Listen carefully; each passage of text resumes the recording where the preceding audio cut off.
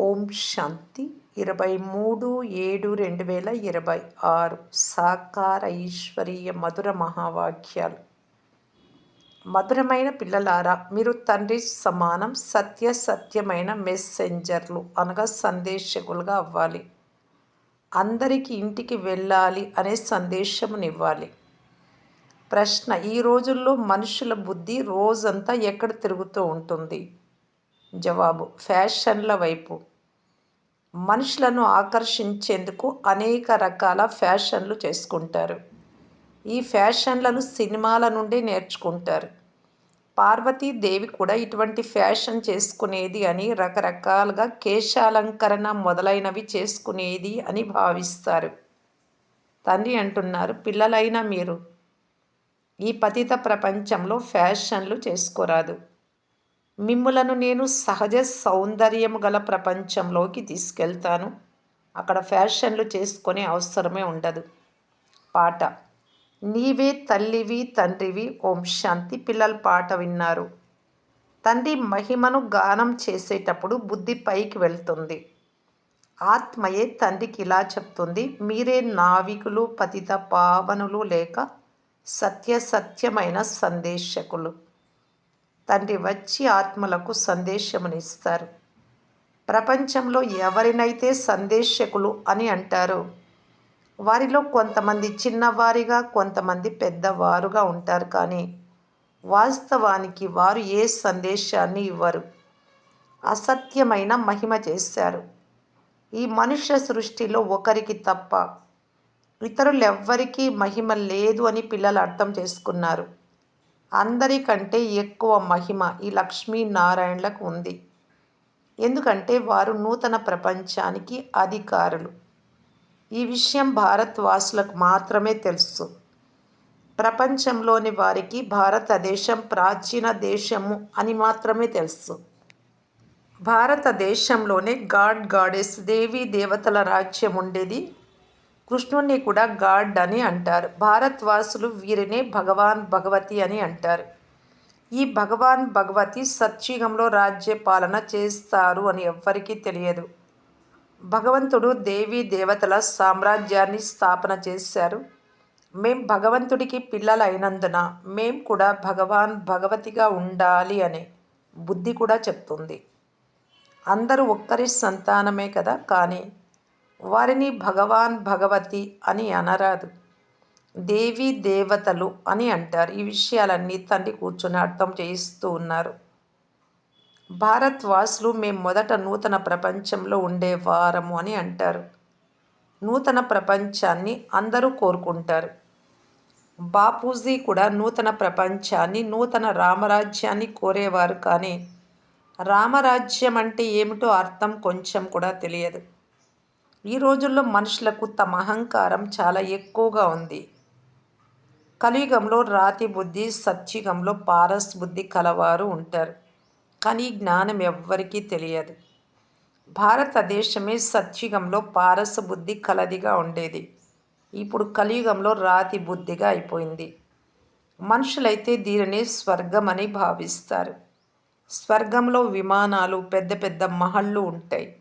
అవన్నీ ఇప్పుడు ఇక్కడ ఉన్నాయి. సైన్స్ ఎంత వృద్ధి చెందింది, ఎంతో సుఖం ఉంది అని అంటారు. ఫ్యాషన్లు మొదలైన విపరీతంగా పెరిగిపోయాయి. పూర్తి రోజంతా బుద్ధి ఫ్యాషన్ల వెనుక ఉంటుంది. కృత్రిమ సౌందర్యం కొరకు కేశాలంకరణ మొదలైన వాటిని ఎలా చేసుకుంటారు? రకరకాల జడలు వేసుకుంటారు. ఎంతో విచ్చలవిడిగా ఖర్చు చేస్తారు. ఈ ఫ్యాషన్లన్నీ సినిమాల నుండి వచ్చినవే. పార్వతీదేవి వలె కేశాలు మొదలైనవి అలంకరించుకుంటాము అని అంటారు. ఇవన్నీ ఆకర్షించేందుకు చేసుకుంటారు. ఇంతకుముందు పారసీ స్త్రీలు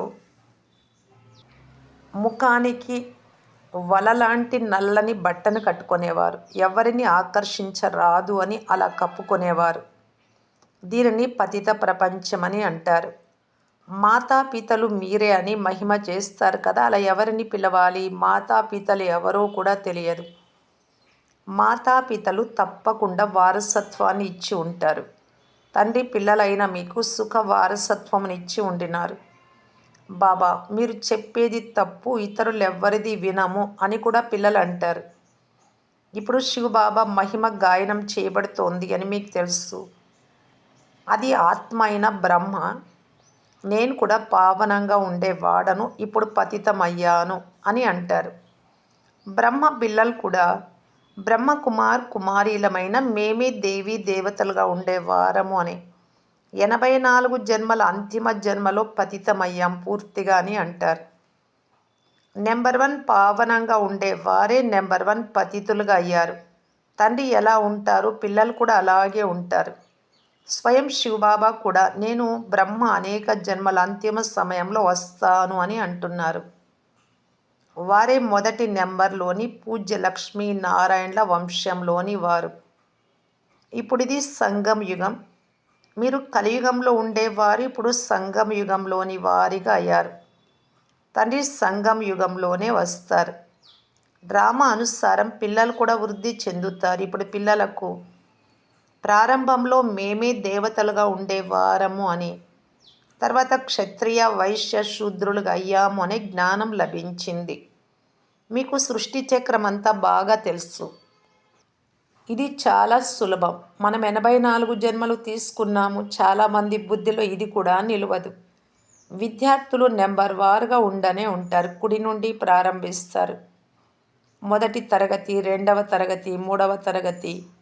పిల్లలు స్వయంగా మాది 3rd క్లాస్ బుద్ధి, మేమెవ్వరికీ అర్థం చేయించలేము అని చెప్పాలనైతే మనసులో చాలా అనిపిస్తుంది, కానీ చెప్పలేము అని అంటారు. దీనికి బాబా ఏం చేయగలరు? ఇది మీ కర్మల లెక్కాచారం. ఇప్పుడు తండ్రి అంటున్నారు, నేను మీకు కర్మ, అకర్మ, వికర్మల జ్ఞానాన్ని వినిపిస్తాను. కర్మలు తప్పకుండా చెయ్యాలి అని పిల్లలైనా మీకు తెలుసు. తృతీయ శ్రేణి బుద్ధి కలవారు ఈ విషయాలు అర్థమే చేసుకోలేరు. ఇది రావణ రాజ్యం, కానీ ఇది ఎవ్వరికీ తెలియదు. రావణ రాజ్యంలో మనుష్యులు వికర్మలే చేస్తారు, అందువలన క్రిందనే పడతారు. దుఃఖ ప్రపంచంలోని గురువులను ఆశ్రయిస్తారు. సద్గతి కొరకే గురువు వద్దకు వెళ్తారు. వారు ముక్తికి తీసుకెళ్తారు అని భావిస్తారు. అది నిర్వాణధామం అనగా శబ్దానికి దూరంగా ఉండే స్థానం. మనుషులు స్వయాన్ని వానప్రస్థ అవస్థలో ఉన్నామని అంటారు. ఇది కేవలం మాటల వరకే. వానప్రస్థుల సభ కూడా జరుగుతుంది. ఆస్తి మొదలైనవన్నీ పిల్లలకి ఇచ్చేసి గురువు వద్దకు వెళ్ళి కూర్చుంటారు. ఆహార పానీయాలు మొదలైనవన్నీ తప్పకుండా పిల్లలే ఇస్తారు, కానీ వానప్రస్థుల అర్థం ఎవ్వరికీ తెలియదు. మేము నిర్వాణ ధామానికి తండ్రి దగ్గరికి వెళ్ళాలి అనేది ఎవరి బుద్ధికి తోచదు. ఇప్పుడు తిరిగి ఇంటికి వెళ్ళాలి, దానిని ఇల్లు అని కూడా అర్థం చేసుకోరు. సన్యాసులు జ్యోతి జ్యోతిలో కలిసిపోతుంది అని భావిస్తారు. నిర్వాణ ధామము అంటే నివాస స్థానం. ఇంతకుముందు 60 సంవత్సరాల తర్వాత వానప్రస్థాన్ని స్వీకరించేవారు. ఇది ఒక నియమమని భావించేవారు. ఇప్పుడు కూడా అలా చేస్తున్నారు, కానీ శబ్దం నుండి దూరంగా ఎవ్వరూ వెళ్ళలేరు అని మీరు అర్థం చేయించగలరు. అందుకే పతిత పావన తండ్రి, మీరు వచ్చి మమ్మలను పావనంగా చేసి ఇంటికి తీసుకెళ్ళండి అని తండ్రిని పిలుస్తారు. ముక్తిధామము అంటే అది ఆత్మల ఇల్లు. పిల్లలైన మీకు సత్యుగం గురించి కూడా అర్థం చేయించారు. అక్కడ ఎవరు ఉంటారు, వృద్ధి ఎలా జరుగుతుందో, జనసంఖ్య ఎంత ఉంటుందో కూడా ఎవ్వరికీ తెలియదు. రామరాజ్యంలో జనాభా ఎంత ఉంటుందో, పిల్లలు మొదలైన వారు ఎలా జన్మిస్తారో కూడా ఎవ్వరికీ తెలియదు. ఏ విద్వాంసులకు కానీ, ఆచార్యులకు కానీ, పండితులకు కానీ డ్రామా చక్రం గురించి తెలియదు. మరి 84 లక్షల జన్మల చక్రం ఎలా ఉంటుంది? ఇవన్నీ తప్పు మాటలు. దారం పూర్తిగా చిక్కుకొని ఉంది. తండ్రి మీకు ఇప్పుడు కర్మ, పని, అకర్మ, శ్రేష్టమైన పని, వికర్మ, పాపపు పని చేస్తే ఏం జరుగుతుంది అనే రహస్యమంతా అర్థం చేయిస్తున్నారు. సత్యుగంలో మీరు చేయు కర్మలు అకర్మలుగా ఉంటాయి. అక్కడ ఏ చెడు కర్మ జరగదు, అందుకే కర్మలు అకర్మలుగా ఉంటాయి. ఇక్కడ మనుషులు చేయు కర్మలన్నీ వికర్మలుగా, పాపంగా అవుతాయి. ఇప్పుడు ప్రపంచంలోని చిన్న పెద్ద అందరిది, మొత్తం ప్రపంచానిదంతా వానప్రస్థ స్థితి, ఇంటికి వెళ్ళిపోయే టైం అని పిల్లలైనా మీకు తెలుసు అందరూ శబ్దానికి అతీతంగా వెళ్తారు. ఓ పతిత పావన రండి వచ్చి పతితులను పావనంగా చేయమని పిలుస్తూ ఉంటారు. కానీ ఎంతవరకు పావన నూతన ప్రపంచం తయారవ్వదో అంతవరకు ఈ పతిత ప్రపంచంలో పావనంగా ఒక్కరు కూడా ఉండరు. ఈ పతిత ప్రపంచమంతా సమాప్తమైపోతుంది. మళ్ళీ మనము నూతన ప్రపంచంలోకి వెళ్ళాలి అని మీకు తెలుసు. ఎలా వెళ్తారు? ఇదంతా జ్ఞానం. ఈ నూతన జ్ఞానము, నూతన ప్రపంచము అమరలోకము లేక పావన ప్రపంచం కొరకే. ఇప్పుడు మీరు సంగమయుగంలో కూర్చొని ఉన్నారు. ఇతర మనుష్యులు అంటే ఎవరైతే బ్రాహ్మణులుగా లేరో వారంతా కలియుగంలో ఉన్నారు అని, మనమంతా సంగమయుగంలో ఉన్నాము అని, సత్యుగంలోకి వెళ్తున్నాము అని మీకు తెలుసు. ఇది సంగమయుగం, అది స్వర్గం. దానిని సంగమయుగం అని అనరు. సంగమయుగం ఉండేది ఇప్పుడే. ఈ సంగమయుగము అన్నింటికంటే చిన్నది. దీనిని లీపు యుగము అని అంటారు. ఇందులో మనుషులు పాపాత్ముల నుండి ధర్మాత్ములుగా అవుతారు. తండ్రి వచ్చినప్పటి నుండి సంగమయుగం. అందుకే దీనికి 100 సంవత్సరాలు అంటారు. దీనిని ధర్మయుగము అని కూడా అంటారు. కలియుగంలో మనుషులందరూ అధర్మస్తులే. స్వర్గంలో అందరూ ధర్మాత్ములుగా ఉంటారు. భక్తి మార్గం యొక్క ప్రభావం చాలా ఉంది. రాతితో విగ్రహాలను తయారు చేస్తారు. వాటిని చూస్తూనే మనస్సు సంతోషిస్తుంది. ఇది రాళ్లను పూజించడం. శివుడిని పూజించేందుకు శివుడి మందిరాలకు చాలా దూరాలకు వెళ్తారు. శివుడి చిత్రాన్ని ఇంటిలో కూడా పెట్టుకోవచ్చు కదా, అంతంత దూరాలకు ఎందుకు వెళ్ళాలి? ఇప్పుడు ఈ జ్ఞానం మీ బుద్ధిలోకి వచ్చింది. ఇప్పుడు మీ కళ్ళు తెరుచుకున్నాయి. బుద్ధి ద్వారం తెరుచుకుంది. తండ్రి జ్ఞానమునిచ్చారు. పరంపిత పరమాత్మ ఈ మనుష్య సృష్టికి బీజ రూపులు. వారు జ్ఞాన సాగరులు, నాలెడ్జ్ఫుల్. ఆత్మ కూడా ఈ జ్ఞానాన్ని ధారణ చేస్తుంది. ఆత్మనే ప్రెసిడెంట్ మొదలైన వారిగా అవుతుంది. మనుషులు దేహ అభిమానులుగా ఉన్నందున దేహమునే మహిమ చేస్తూ ఉంటారు. అన్నీ చేసేది ఆత్మయ్య అని ఇప్పుడు మీరు అర్థం చేసుకున్నారు. ఆత్మలైన మీరు 84 జన్మల చక్రాన్ని పూర్తి చేసి పూర్తిగా దుర్గతిని పొందుకున్నారు. ఇప్పుడు ఆత్మలైన మీరు తండ్రిని గుర్తించారు. తండ్రి నుండి వారసత్వాన్ని తీసుకుంటూ ఉన్నారు. ఆత్మ శరీరాన్ని తప్పకుండా ధారణ చేయాల్సి వస్తుంది, ధరించాల్సి వస్తుంది. శరీరం లేకుంటే ఆత్మలు ఎలా మాట్లాడతాయి, ఎలా వింటాయి? తండ్రి అంటున్నారు, నేను నిరాకారుడను, నేను కూడా శరీరాన్ని ఆధారంగా తీసుకుంటాను. శివబాబా ఈ బ్రహ్మ శరీరం ద్వారా మనకు వినిపిస్తున్నారు అని మీకు తెలుసు. ఈ మాటలు బీకేలైనా మీరు మాత్రమే అర్థం చేయిస్తారు.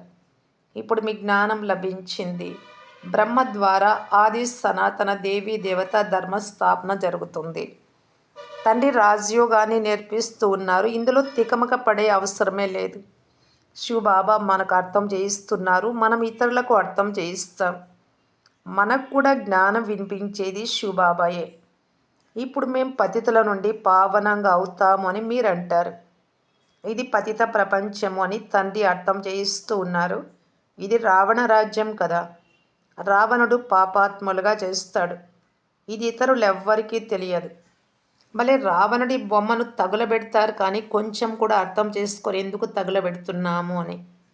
సీతను రావణుడు ఎత్తుకెళ్ళాడు, ఇది చేశాడు, అది చేశాడు అని ఎన్నో కథలు కూర్చొని వ్రాసేశారు.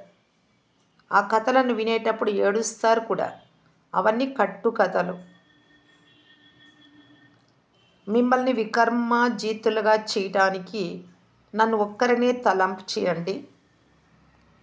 బుద్ధి ఎక్కడా తగులుకోరాదు అని తండ్రి అర్థం చేయిస్తున్నారు. శివబాబా మనకు తన పరిచయంనిచ్చారు. పతిత పావనుడైన తండ్రి వచ్చి తమ పరిచయంనిస్తున్నారు. మనల్ని స్వర్గానికి అధికారులుగా తయారు చేస్తున్న తండ్రి ఎంత మధురమైన వారో మీరు అర్థం చేసుకున్నారు. మంచిది. మధురాతి మధురమైన అపురూపమైన పిల్లలకు మాతాపిత బాప్దాదాల ప్రియ స్మృతులు మరియు గుడ్ మార్నింగ్. ఆత్మిక పిల్లలకు ఆత్మిక తండ్రి నమస్తే.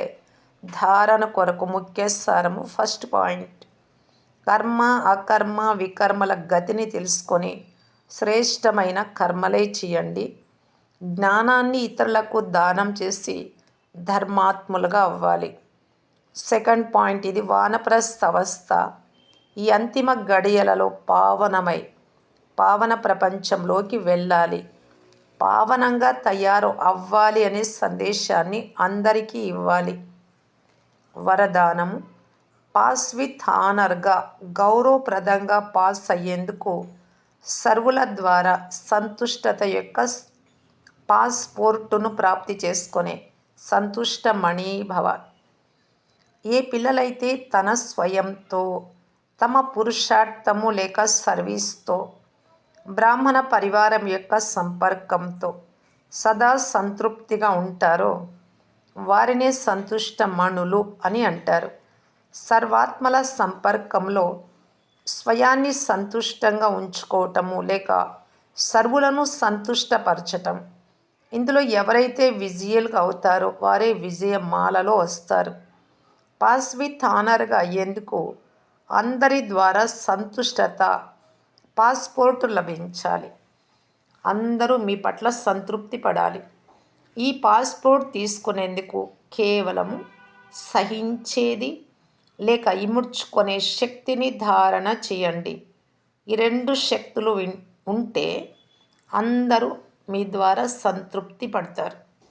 స్లోగన్: దయాహృదయులుగా అయ్యి సేవ ద్వారా నిరాశతో ఉన్న మరియు అలసిపోయిన ఆత్మలకు ఆధారం ఇవ్వండి. దయ ఉన్నట్టయితే అప్పుడు నోటి ద్వారా కానీ మనసు ద్వారా మహాదాని అయి ఇవ్వగలుగుతాం. అవ్యక్త సూచన: జ్వాలా స్వరూప స్థితిలో ఉండి శక్తిశాలి స్మృతిని అనుభవం చేయటానికి బాప్దాదా తెలియజేస్తున్నారు. శక్తిశాలి స్మృతి చెయ్యాలి అంటే జ్వాలా రూపంగా సత్యమైన హృదయపూర్వక ప్రేమ బాబా పైన ఉండాలి. సత్యమైన హృదయం కలవారు సెకండ్లో బిందువైపోయి బిందు స్వరూపుడైన తండ్రిని స్మృతి చేయగలరు. సత్యమైన హృదయం కలవారు సత్యమైన సాహిబు పరమాత్మను రాజీ చేసుకున్న కారణంగా తండ్రి నుండి విశేషమైన ఆశీర్వాదాలను ప్రాప్తి చేసుకుంటారు. దీని ద్వారా సహజంగానే ఒకే సంకల్పంలో స్థితమై జ్వాలా స్వరూప స్థితిని అనుభవం చేయగలరు. శక్తిశాలి వైబ్రేషన్లను వ్యాపింప చేయగలరు. సత్యతా శక్తి కారణంగా బుద్ధి కూడా సమయానికి యుక్తియుక్త యథార్థ కార్యాన్ని చేయిస్తుంది. ఏ విధమైన వ్యతిరేక కార్యము వీరి ద్వారా జరగదు. ఓం శాంతి.